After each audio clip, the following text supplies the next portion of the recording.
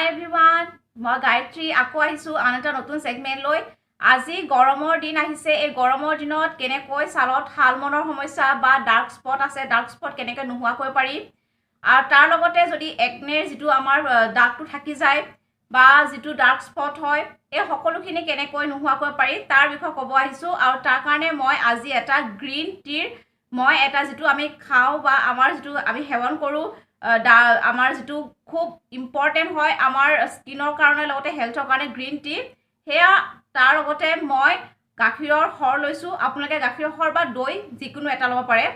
আৰু তাৰ লগত কেনেকৈ মিশ্ৰণ কৰি আপোনাৰ গৰমৰ দিনত যদি ছালত এয়া হালমনৰ লগতে কলা দাগ হৈছে, এই সকলোখিনি কেনেকৈ নাইকিয়া কৰিব পাৰি তাক ক'ব আহিছোঁ। বহুত বেছি পলম নকৰোঁ, বহুত গৰম পৰি আছে, হয়তো আপোনালোকে এইকেইদিন গৰমত বহুত সমস্যা ভুগি আছে। গতিকে এই সমস্যাটো চবতকৈ বেছি যিটো হালমন হওক বা কলা দাগ হওক বা এনেকুৱা, তাক কেনেকৈ ভাল কৰিব পাৰি তাৰ কথা ক'ব আহিছোঁ। আহক আমাৰ আজি এই ছেগমেণ্টটো আৰম্ভ কৰোঁ। মই গ্ৰীণ টি লৈছোঁ। গ্ৰীণ টি শৰীৰৰ কাৰণে বহুত ভাল। আজিকালি প্ৰায়বোৰ মানুহে গ্ৰীণ টি সেৱন কৰে। গ্ৰীণ টি এণ্টি অক্সিডেণ্ট হয়, যিটো আমাৰ শৰীৰৰ যিখিনি বেয়া বস্তু আছে সেই সকলোখিনি শৰীৰৰ নাইকিয়া কৰি দিয়ে। মই এতিয়া গ্ৰীণ টি লৈছোঁ। এয়া মোৰ স্কিনখনৰ পিউৰিফাইডো কৰে। মই সেইকাৰণে গ্ৰীণ টি লৈছোঁ। আমাৰ যিটো তেলেতীয়া স্কিনখন হৈ যায়, বিশেষকৈ গৰমৰ দিনত হালমনৰ সমস্যা হয় বা কলা দাগ হয়, এই সকলোখিনিৰ কাৰণে গ্ৰীণ টি বহুত ভাল। এই সকলোখিনি নাশ কৰি দিব পাৰে গ্ৰীণ টিয়ে। আৰু তাৰ লগতে গ্ৰীণ টি যিটো অলৰেডি মই কৈছোঁৱে যে আমাৰ যিটো স্কিনৰ পিউৰিফাইড কৰে, স্কিনখন ভাল কৰি দিয়ে, সকলো বেয়া বস্তু নাশ কৰে। তাৰ লগতে মই লৈছোঁ গাখীৰৰ সৰ। গাখীৰৰ সৰ কিমান ভাল আপোনালোকে বহুতে জানে, গতিকে গাখীৰৰ সৰ লৈছোঁ। আপোনালোকে স্কিপ কৰি দৈ ল'ব পাৰে, কাৰণ যদি আপোনালোকৰ তেলেতীয়া ছাল বা বহুতে গৰমৰ দিনত দৈ ভাল পায়, দৈ বহুত ভাল স্কিনৰ কাৰণে। আপোনালোকে হয়তো গাখীৰৰ সৰ ল'ব, নহ'লে বা দৈ ল'ব। এতিয়া মই এই দুটা বস্তু একেলগে এতিয়া মিশ্ৰণ কৰিম, আৰু এতিয়া আপোনালোকে এনেকৈ মিশ্ৰণ কৰি গৰমৰ দিনত লগাব, নিশ্চয় ভাল ফল পাব। মই এতিয়া ইয়াৰ কাৰণে মই লৈছোঁ টেটলি গ্ৰীণ টি। আপোনালোকে কোনোবা এটা ব্ৰেণ্ডৰ ল'লেই হ'ব। এইটো চাওক, মোৰ হৈ গৈছে। এইটো গ্ৰীণ টি আৰু গাখীৰ সৰ আছে। আপোনালোকে পাৰিলে ইয়াতে গাখীৰৰ সৰ উপৰি যদি পাৰে দৈ দিব পাৰে, গাখীৰৰ সৰ নাথাকিলে বা ইচ্ছা কৰিলে দৈ দিব পাৰে। কিন্তু মই গাখীৰৰ সৰ দিছোঁ। গাখীৰৰ সৰটো বহুত ভাল হয়, কিন্তু যদি বেছি অইলি আছে আৰু গৰমৰ দিনত বহুতে গাখীৰৰ সৰ ল'বলৈ টান পাব পাৰে, কিন্তু তেতিয়া দৈ ল'ব। দৈও বহুত ভাল আৰু দৈও কৰিব পাৰে, কিন্তু মই এতিয়া গাখীৰৰ সৰ লৈছোঁ। গতিকে কোনোবা এটা ল'ব, খালি দুটা নল'ব, হয় গাখীৰৰ সৰ ল'ব নহ'লে দৈ ল'ব। মই এতিয়া গ্ৰীণ টিৰ লগত গাখীৰৰ সৰ এইটো লৈছোঁ।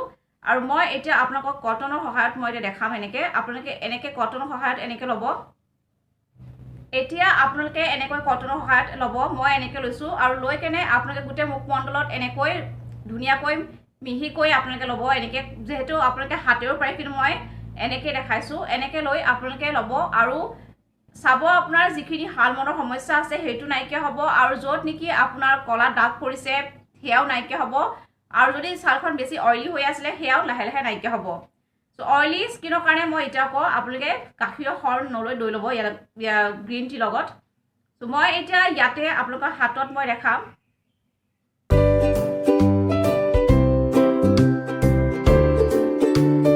মই হাতত লৈছোঁ।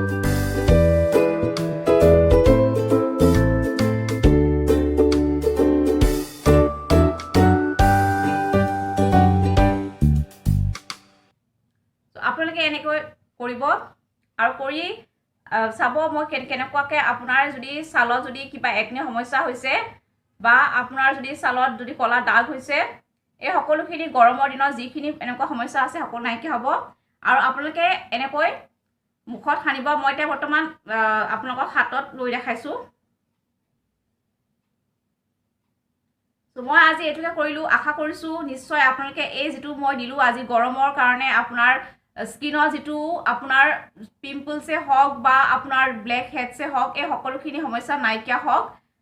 মই আজি যিটো দিলোঁ আশা কৰিছোঁ নিশ্চয় ভাল পালে। গ্ৰীণ টি কিমান ভাল সেইটোতো আপোনালোক সকলোৱে জানে, আৰু তাৰ লগতে মই সেইটো কৈছোঁ দৈ বা গাখীৰৰ সৰ যিকোনো এটা ল'ব, আৰু এই পেকটো ইউজ কৰি চাব আপোনাৰ কিমান ধুনীয়া হ'ব আপোনাৰ স্কিনখন। ফ্ৰেণ্ড, আজিলৈ আহিছোঁ। আকৌ লগ পাম এনেকুৱা আন এটা নতুন টিপছলৈ। আজিলৈ নমস্কাৰ।